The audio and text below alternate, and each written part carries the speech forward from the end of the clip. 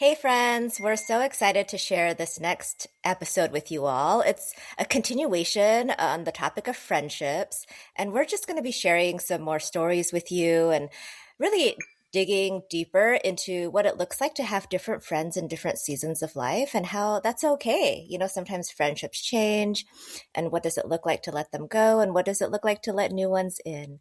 So grab a cup of coffee or your drink of choice and join us. We're excited to sit with you.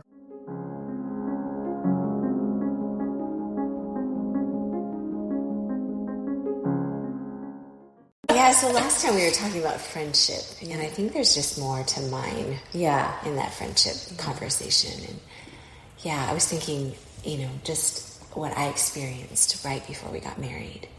And the 5 girls that banded together and told me. Your old friends. Yeah, the ones I'd grown up with and were supposed to be in the wedding and then decided that they could no longer be friends with me.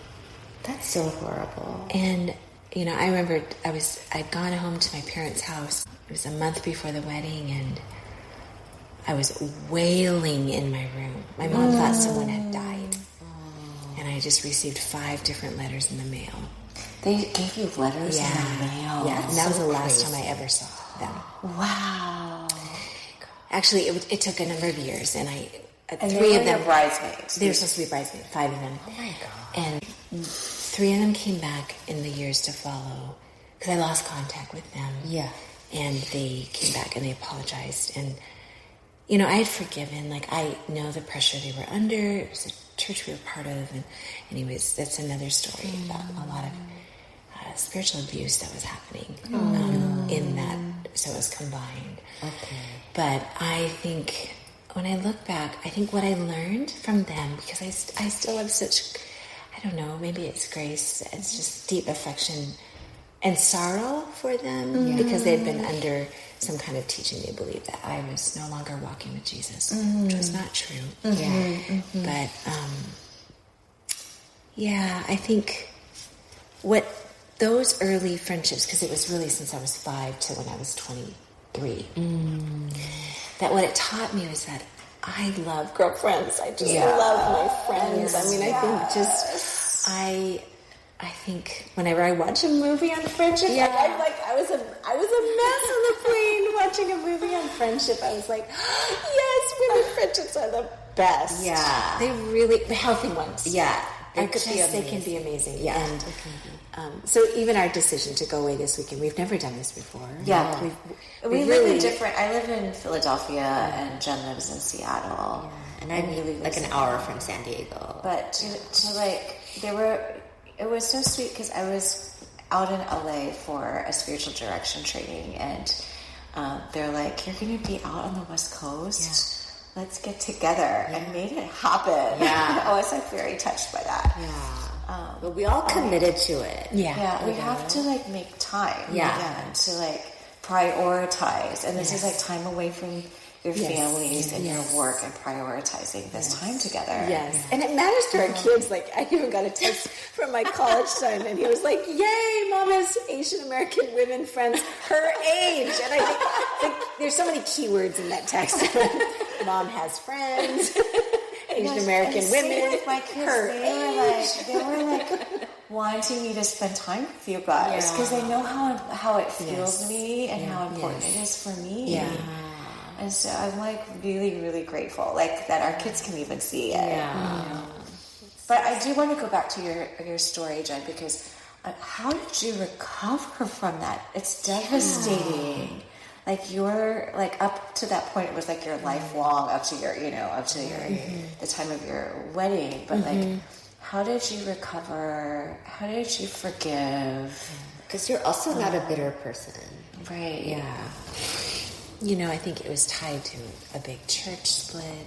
It was tied to a lot of things. Okay. So it's the loss was, at that point in my life was just astronomical. It was huge. Yeah. Lost a church community, lost friends, and felt really and I'm starting out in marriage, and I cried a lot. I think poor John, he really tried to, I cried so much that first year of just,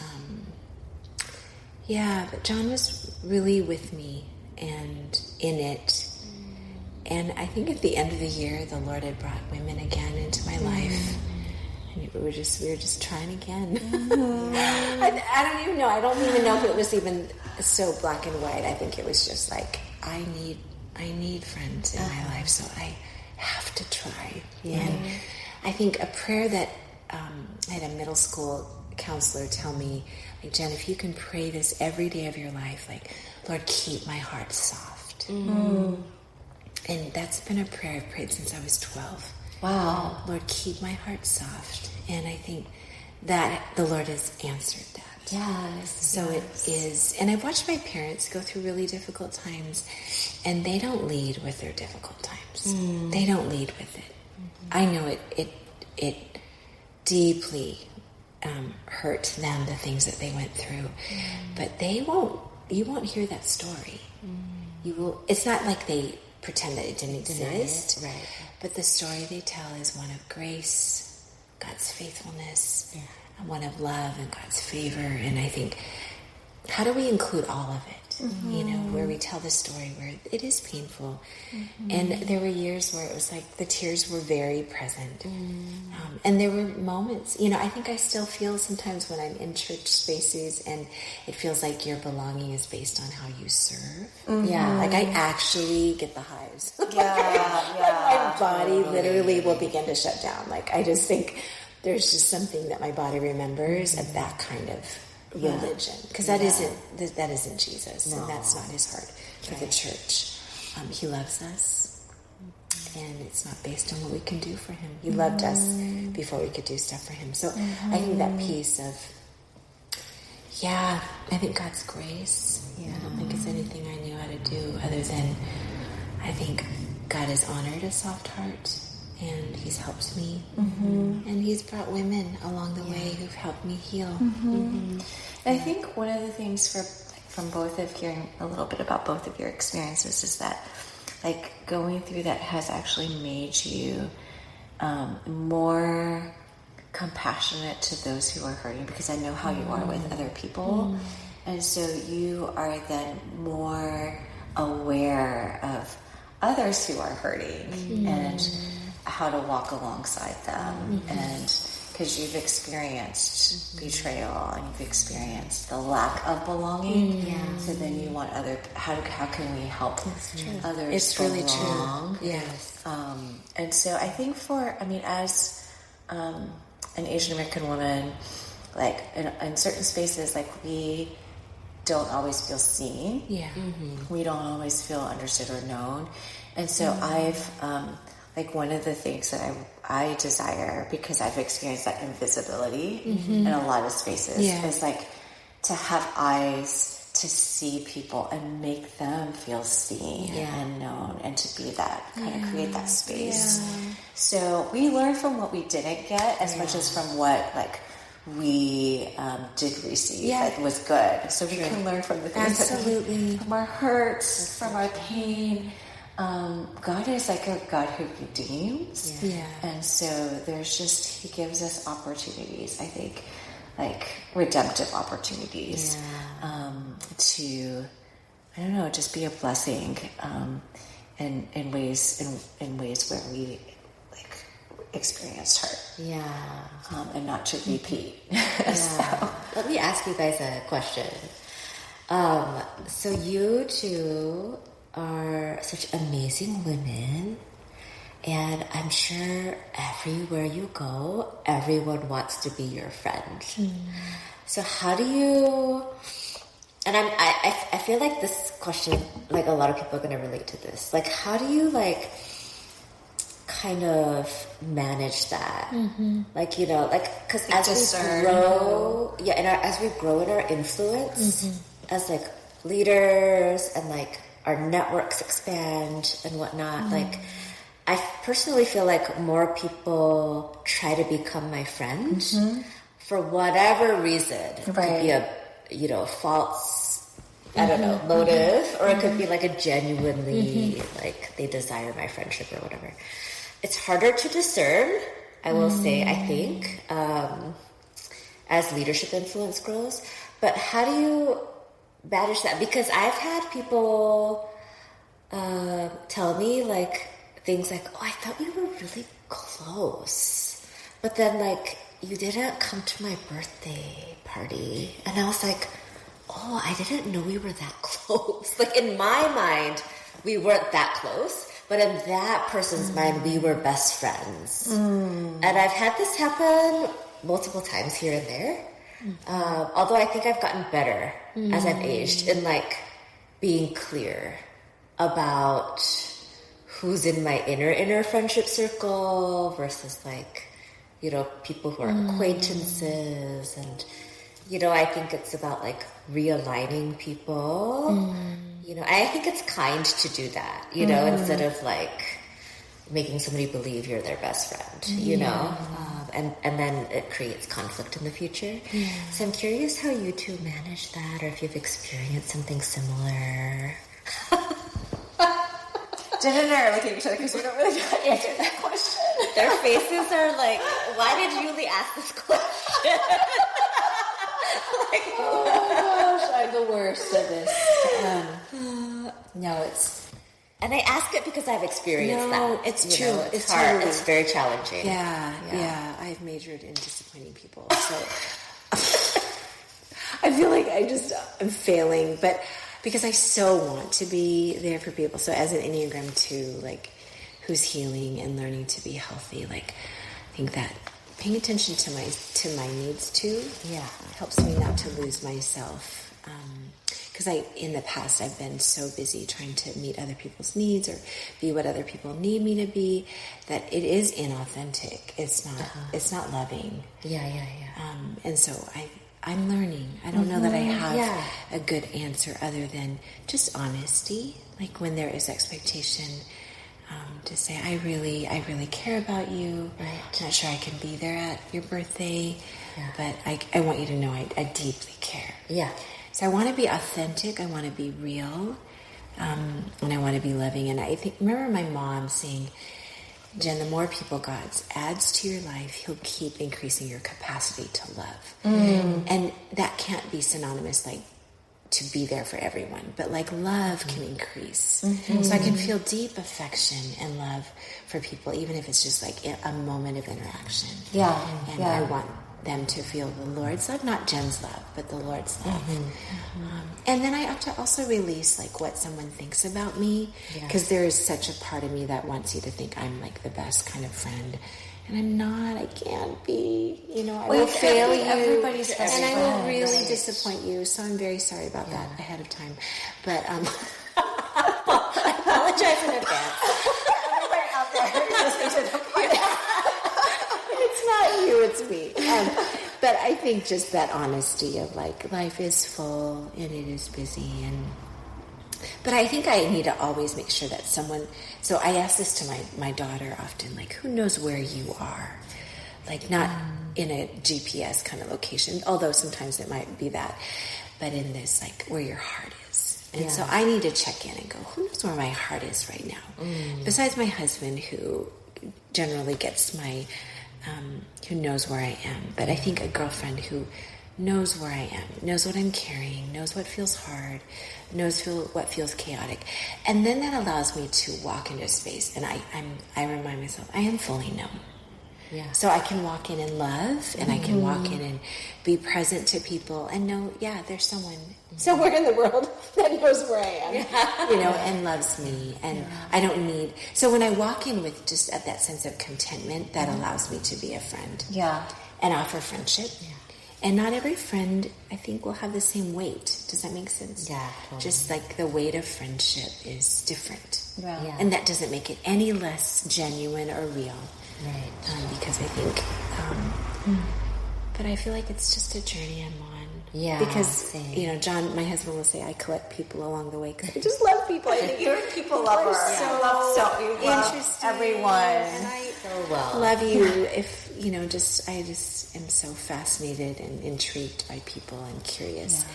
And yet our capacity is only so, like, we don't have infinite capacity. Like, if we had, like, our time is finite for us. Like, you know, we can't, there's just no way we can be everybody's, like best friend as much as we would want to. Right. And so I think for me, the being able to be vulnerable and track with people, I only have like a handful of those friends that I am like just sharing my heart. Those things that I like, and I can't do that with more than a handful. Same. Absolutely. And, but then I can still be present, like for the people that are in my like pop up, you know, like in my orbit. I can be fully present in the moment with whoever is in front of me. Yeah, you're so good at be that. able to like really listen. But those people might come in and out. But I would say those handful of people that you feel like you can you need those to like have accountability, to track with you, to ground me, because I need those people to feel like anchored. Absolutely. Even. But I can still be fully present and love all those other people that God has placed in my life for however long. You know, and but I think that we have to just realize we have human limitations. And that's and if we're too stretched, it's we can't be fully like, we can't like be those like the people that are like God has really given us, like our family and our prior like our close friends. Then we won't be there for that because we're going to be stretched all over, and that's not good either. So, honest confession, the thing that actually stresses me out is when I get a meal train invite. That actually stresses me out because I actually want to make you a really nice meal. So if you're listening and you sent me a meal train, I am very sorry, because I might have sent you a DoorDash gift card. Because in my old self, I think I would have just run myself ragged. Because getting the right Tupperware, super stressful. I don't know why, but super stressful. And then picking the food that you might like, and that it would be full and pretty. I don't know. We're sometimes just foraging for food on this end. So I think that, you know, that part has just been like the honesty of like, I don't do that well. But I will send you with all my heart a DoorDash gift card. And there's like no guilt in that. No. Like I feel like being able to like say a healthy no to the things that are not, like whether it's because of time limitations or it's not my gifting. Like I actually don't enjoy cooking and certain domestic things. And there are other people who love serving in that way. Right. And so it's like, love that gift. It's like what is their giftings, and being able to like have time for those and then give a DoorDash card. Literally. That was me on the plane coming down. But the honest question of like, is this mine? And I think in friendship, like I want, like my Enneagram 2 wants to be there for people. But the question the Lord keeps inviting me to lean into is this yours? Is this mine? And then to invite God into it, and to hear Him say, you know, honey, I think you might be disappointing someone, but that's okay. That's okay. You can't go and deliver whatever chicken soup from the bone broth that you want to make from Whole Foods.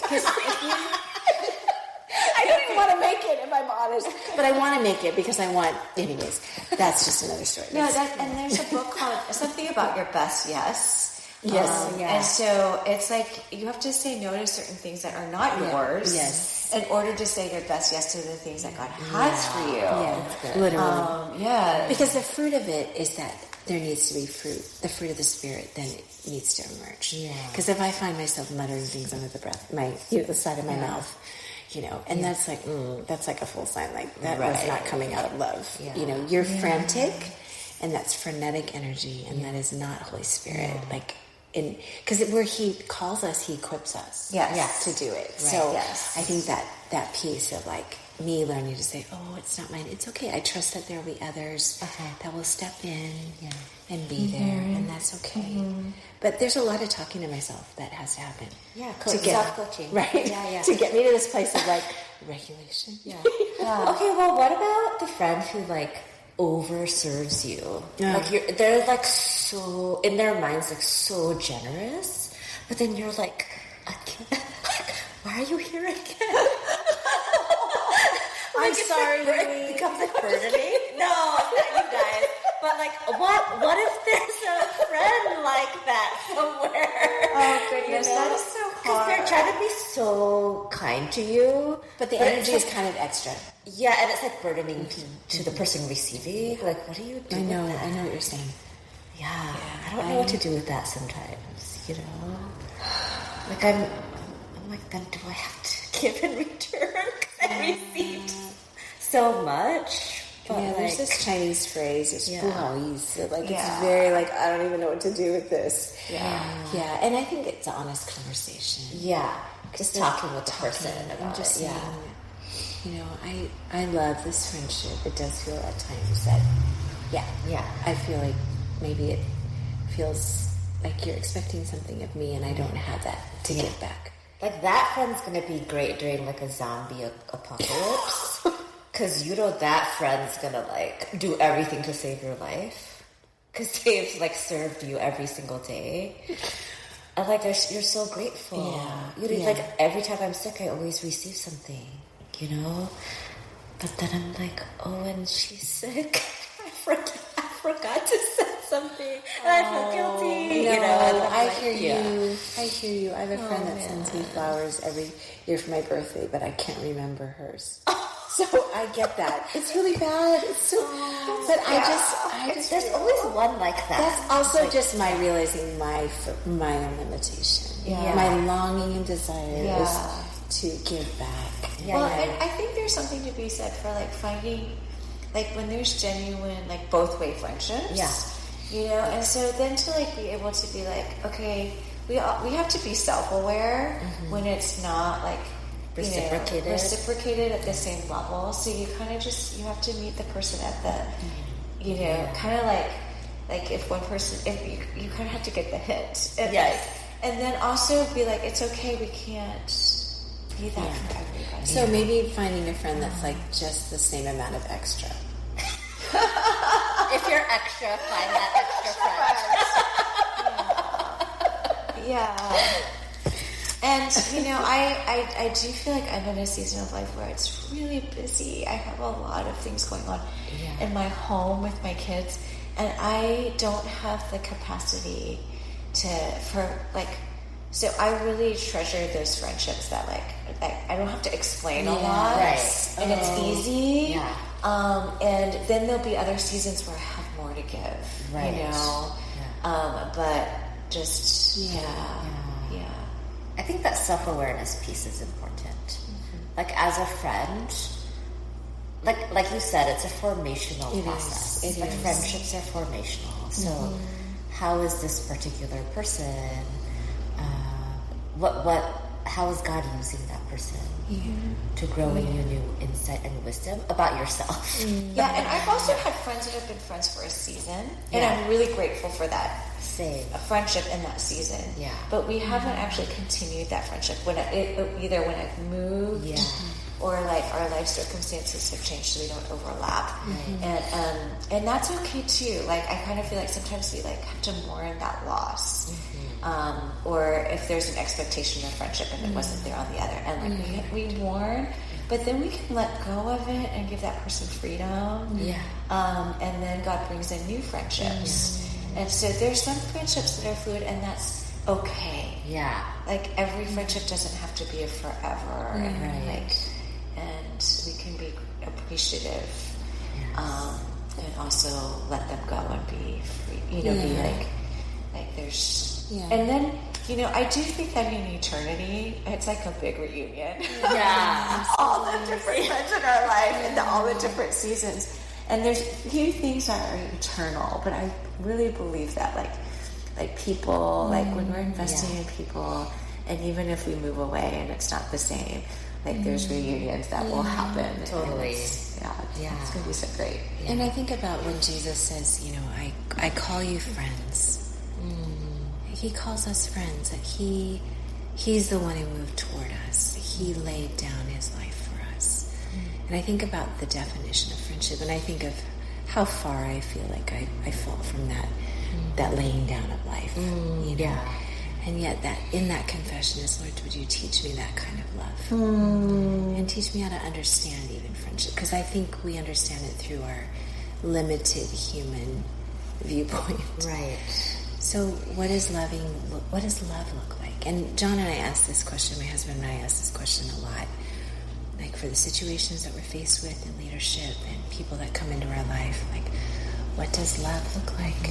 And sometimes love means letting go. Yeah. Sometimes love means pressing in. But I think God will show us what it means. And, I think when we think about, the ways friends show up in our life, no matter what you've been through, like know that you were made for friendship. Yeah. And Jesus is the friendship that he invites us into, is the friendship with God. And then he brings in people along the way to embody his love for us to understand, and he wants us to do the same out into the world. Because I think, I met a woman at Trader Joe's yesterday, and I was just so intrigued by her story. We had a full cart, and she was just talking, and I thought, oh, she's someone I just would love to be friends with. And as we left, I'm not sure I'll ever see her again, but we just experienced a moment of friendship. Yeah. It was a moment of connection. Yeah. She shared something very deep. We exchanged tears. And then we moved on. Well, and that was God providing for her in the moment. In the moment, right? And I think there's some things that, we don't want to underestimate. There are, things that God, just to be fully present in the moment. Yeah. But it doesn't have to be a forever, and to be God met us in the moment. Yeah, right. And there are forever friendships too. Yes. That There are. emphasize, long, people we have history with. Totally. I'm glad you brought up, Jen, the friendship with God piece, and the way that God has loved us, even when we have betrayed Him, even when we have sinned against Him. And that allows us, going back to the beginning of our conversation, to forgive those who have betrayed us, because we've done the same thing to God. Right. Yes. And then that allows us to be a friend who blesses. And I think no matter what kind of friendship it is, no matter how long that friendship is, even if it's for a moment, we seek to bless. Because we have been the recipients of God's tremendous love and blessing in our lives. And that's what enables us to be that kind of friend to others. Yeah, that's good. What a perfect ending. Thank you, Joyce. Oh, thank you guys. Thank you all for listening. Join us next time for Women on the Pause. Bye.